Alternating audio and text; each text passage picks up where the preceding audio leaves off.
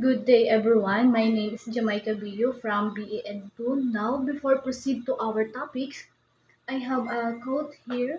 Music education open doors that help children pass from the world into the world ideas and into the world of beauty and light by Zoltan Kodat. In this quote, it means he believed that music is more than just playing notes and it helps pupils to grow smarter and understand what is good and beautiful in life. Our topic for today is strategies in music teaching. Next is learning outcomes. At the end of the lesson, you must have a identified core musical concept like pitch, rhythm, and beat through interactive activities and technology tools. Perform musical tasks, singing, play percussion instrument, move to rhythm at level matching their ability, steady beat, or complex pattern, and participate actively in group games, collaboration, or performance without fear of judgment. Next, introduction. Music education is more than teaching notes and rhythm. It is a holistic journey designed to nurture creativity, connection, and confidence in every learner. By blending interactive methods with modern technology and inclusive differentiation, this lesson aims to move beyond passive learning toward a learning by doing philosophy. Uh, in this introduction, it means the goal of these things is to go just beyond listening passively and instead learning by doing philosophy. It means pupils won't just listen to music, they will actively create it, play it, or take part in interactive methods.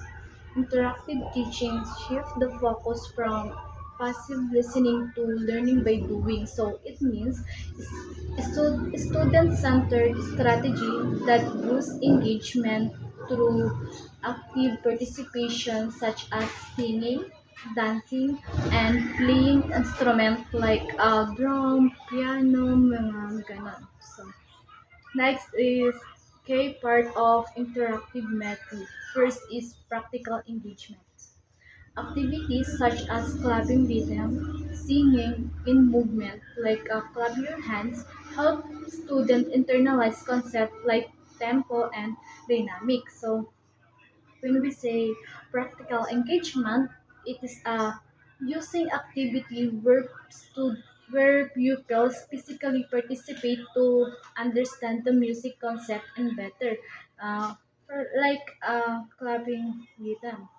For example, niya is the teacher play a simple clap rhythm like yung clap your hands and pupils copy it. Then they might try to clap rhythm from song they know.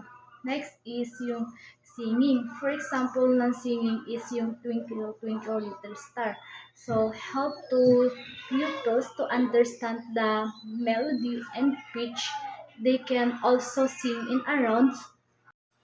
Next is gamification. So it means using games to make learning fun and creative. It helps pupils learn music idea without feeling too much pressure. So for example is kapag magpapagames tayo sa mga bata is dapat yung hindi sila mape-pressure. For example is yung musical chairs. In musical chairs, we have two types. First is yung old musical chairs. Second is yung new musical chairs. So, when we say old musical chairs, for example, is ano yung may upuan sa gitna bago yung bata is ah, iikot or sasayaw habang tumutugtog, and when the stop the music is magpapaanan sila magupo, or kung sino yung mataya or hindi nakaupo doon, siya yung tatanungin ng teacher about dun sa like yung what is element of music. And while naman yung musical chairs, For example naman ito ay yung mga bata is nakaupo and with music. Yung box na hawak nila or yung bola is papasa nila sa katabi nila.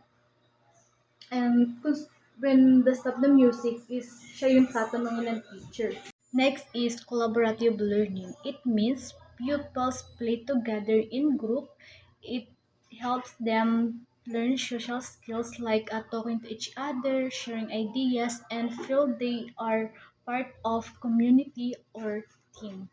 Next is traditional methods. These are proven older way of teaching music that are still very effective today. They provide clear and organized um, way to learn, but they allow for creativity. For example of traditional method is yung kay Kodaly methods and kay ARF method.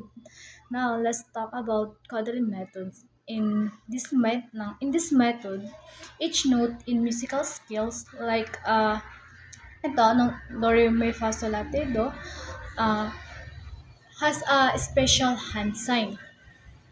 It's a combination of hand sign and solfege singing. While ORF methods, it is a combining singing, dancing, acting, and speech. For example niya is yung head, shoulder, knees, and toes.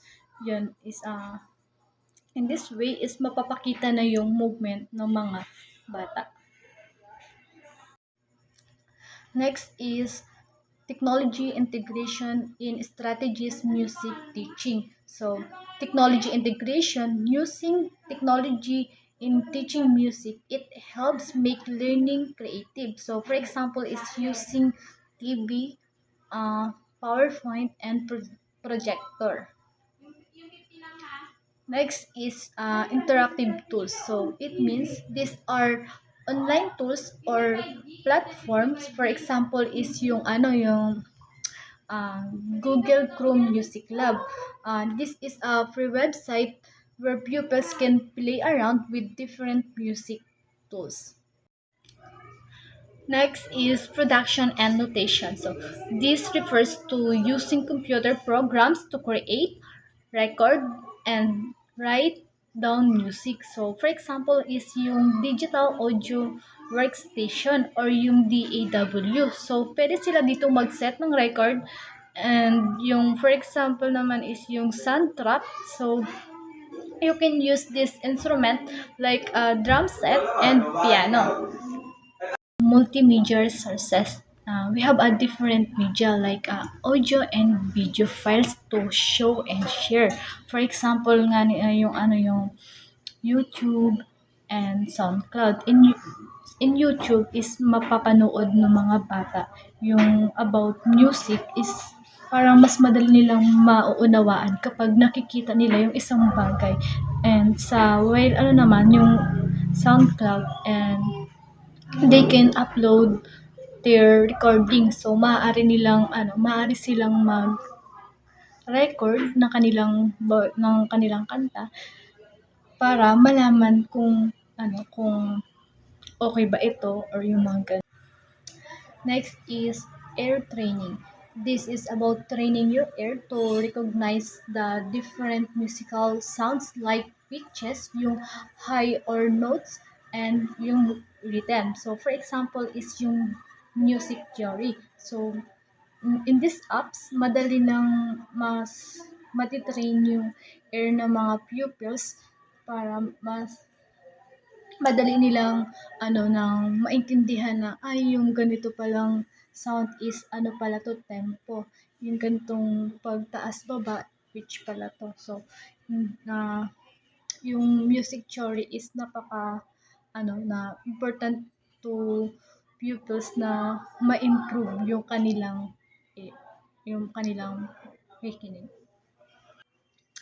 Next is differentiation and inclusive support. So teaching in a way that help every pupils to no matter their skills level or how they prefer to learn. So should be a fair and respect all pupils. Next is tied task. So this is how when the pupils do the same activities but with different level of difficulty. For example is yung may mga for example is yung playing piano. May mga bata na kayang tugtugin is yung do, re, mi, fa, sol, la, te. Do, while other pupils is kaya ng tumugtog ng Twinkle Twinkle Little Star. So, yan yun. Doon yung papasok yung yung do the same activity but with different level of difficulty. Inclusive support. So this means making sure that all pupils, no matter abilities or background, can fully participate and succeed in music teaching. Next is visual aids. Um, Using picture or recording or chart to pupils easy understand the music concept. So example is yung using color coding yung do do re mi fa sol la te like yung do is for yellow. In this way mas madali nilang mauunawaan agad yung mga ganun kapag with colors siya or nabivisual ng mga bata yung tinuturo sa kanila. Adaptive tools, so using special instrument or modified tools that make it for possible pupils with physical challenges to participate in playing music. Plus is cultural responsiveness. So making sure that the music used in class from many different types of music, yung genre and culture. So this helps every pupil feel important and see the classroom. Thank you everyone.